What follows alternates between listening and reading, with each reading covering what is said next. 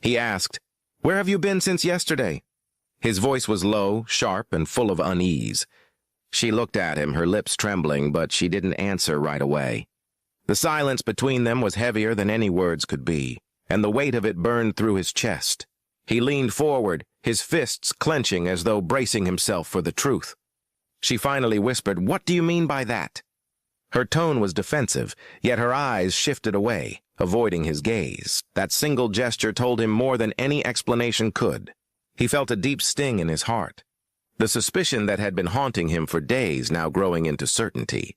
He had waited all night for her, but she hadn't returned. And now her excuse felt hollow before it even left her lips. "You're not interested," he said flatly, his words slicing through the air like a blade. She flinched at the accusation, but she didn't argue. He saw the hesitation in her, the way her hands twisted nervously in her lap. She wanted to say something, but she couldn't form the lies quickly enough. That silence was his answer, and it shattered something inside him. For months, he had been noticing the distance, her late nights, her cold replies, her distracted eyes whenever he spoke. He thought it was stress, work, or maybe just exhaustion. But now, as she sat there, her phone buzzing on the table and her face pale, he knew the truth he had been running from. Someone else had her attention. Someone else had stolen what used to be his. "Tell me who he is," he demanded, his voice trembling with a mixture of rage and heartbreak. She froze, her eyes darting to the buzzing phone, then back to him. Her silence once again confirmed what he already knew. He reached for the phone, but she snatched it quickly, holding it tightly as though it was her last defense. That single act destroyed the last thread of trust he still held on to. "You can't even look me in the eyes anymore," he said bitterly. His chest heaved, and for the first time tears threatened to fall. He had given her everything, his love, his loyalty, his dreams, but in return, she had given her heart to another.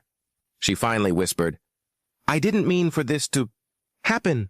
Those words were worse than any, knife to his soul. His world spun.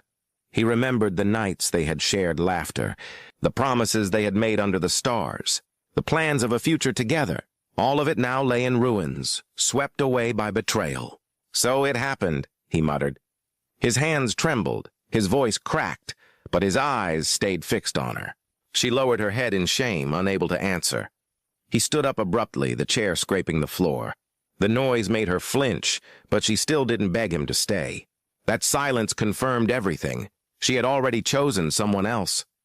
He felt his heart tearing apart, his dreams collapsing in front of him, yet she sat motionless, her guilt heavy but not enough to bring her back to him. "I gave you everything," he whispered, his voice breaking. "But you gave me nothing but lies." She finally looked at him, tears glistening in her eyes, but they no longer had the power to touch him. He had reached the end, the point of no return. All the love inside him had been poisoned by her betrayal. He walked toward the door, every step heavier than the last. She called his name softly, almost desperately, but it was too late. The damage was done. He didn't look back, because he knew if he did, he might crumble, and he couldn't let her see his weakness anymore. Outside, the night was cold, cruel, and unforgiving. He lit a cigarette with shaking hands, inhaling deeply to calm the storm inside him. But the bitterness in his chest wouldn't fade. Her words echoed in his mind, replaying like a curse. "I didn't mean for this to happen." Lies. Every word, every gesture, lies that had killed the man he once was. He thought of their future that would never be, the children they had dreamed of, the home they had built with fragile hope. All of it gone, reduced to dust by her choice. The betrayal cut deeper than any wound, and he realized nothing could heal it. Love had turned into poison, and trust into ashes. When he reached the corner of the street, he pulled out his phone and deleted every picture, every message, every memory of her. His hands trembled, but his decision was final. She was no longer a part of his life, just a painful ghost that would haunt him forever. Meanwhile, inside the apartment, she collapsed onto the floor, sobbing. But her tears were not for him. They were for the comfort she had lost, not the love she had betrayed.